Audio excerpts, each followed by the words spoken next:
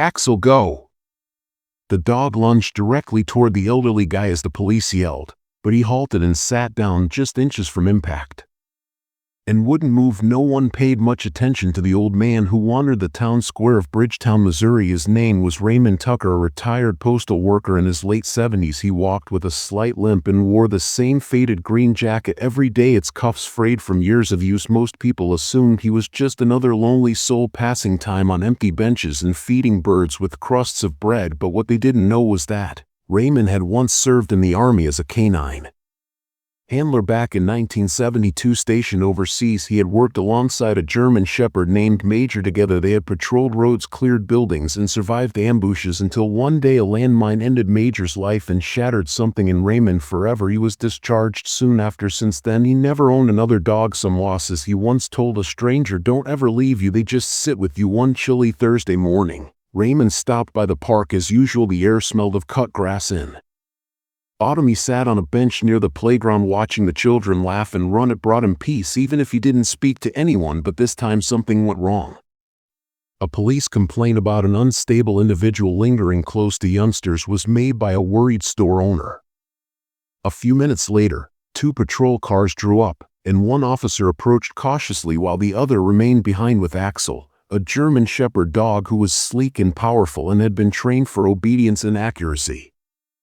Raymond, who was hard of hearing, lifted a palm to his ear in confusion and took a little step forward when the officer screamed for him to step away from the playground. But the younger cop mistook the action and the canine unit engaged an Axel bolt, freezing the throng. The old man blinked in shock and then his eyes welled with tears. "Major," he whispered. He knew it wasn't possible, but something about Axel's posture, his gaze, the serene weight of his presence felt so heartbreakingly familiar. The officer tried again. A child dropped a toy, and before Raymond could even comprehend what was happening, the dog was upon him. Then, nothing happened. Axel stopped just inches away, his body tensed and softened instead of attacking. For a long moment, nobody moved. Axel returned. Despite this, the dog pushed closer to Raymond and rested his head against the man's thigh, perhaps saying, "I know you, you're safe now." Where a trained attack dog defied orders to comfort an elderly man in the park, Raymond sat down slowly, his hands shaking as they stroked Axel's back. "It's been so long," he whispered, "but you remembered me, didn't you?" The people around them watched in shock as phones came out and one bystander recorded the entire incident. The cops later expressed regret, but the person who issued the order was baffled by it.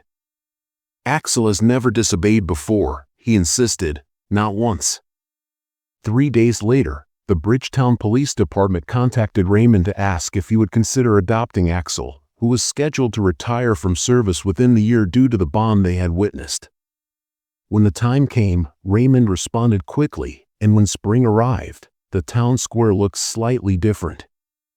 Although he was still wearing his old green jacket, he now trotted with a steadier gait by his side.